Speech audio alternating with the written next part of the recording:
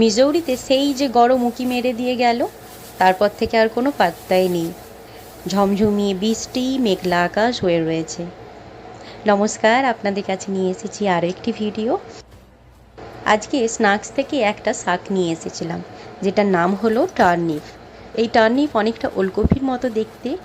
এই শাকটাকে অনেকে শালগম শাক বলে, আর অনেকে এটাকে ওলকপিও শাক বলে, কিন্তু ওলকপির পাতা আমি দেখেছি একটু আলাদা হয়। এটা কিন্তু একদম ওলকপির পাতার মতো না, একটু নরম এটা।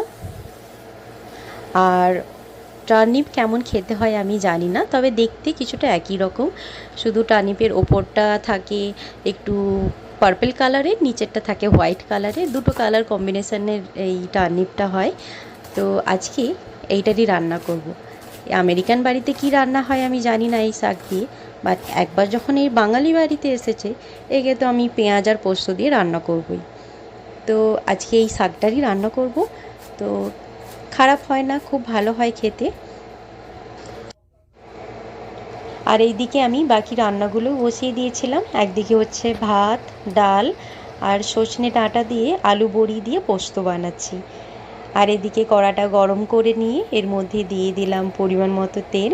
তেল দেওয়ার পরে তেলটা গরম হয়ে গেলে ওর পরে দিলাম একটুখানি জিরে, দিয়ে দিলাম 2 চামচের মতো পোস্ত, আর দিলাম অনেকটা কুচনো পেঁয়াজ।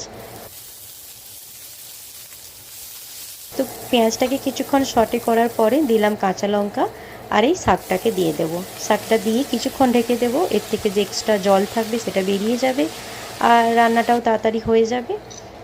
তো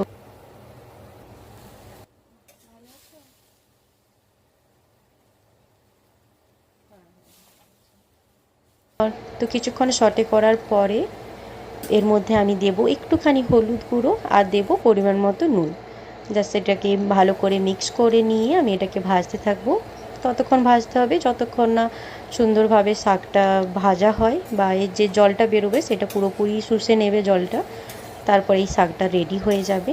তবে দেখেছি শাকটা খেতে খুব ভালো হয়, খুব ভালো লাগে খেতে গরম গরম ভাতের সাথে, সত্যিই খুব ভালো লাগে। আর এইদিকে দেখুন ওয়েদারটা কেমন মেঘলা হয়ে আছে, তো দেখেই মনে হচ্ছে বৃষ্টি হবে। তো বৃষ্টি সকালেও একবার হয়ে গিয়েছে, আবার এখন শুরু হয়েছে। তো এরকম চলতেই আছে 1 সপ্তাহ ধরে। তো যাই হোক, আমার এইদিকে সমস্ত রান্নাগুলো রেডি। তো এবার সাজিয়ে নিই।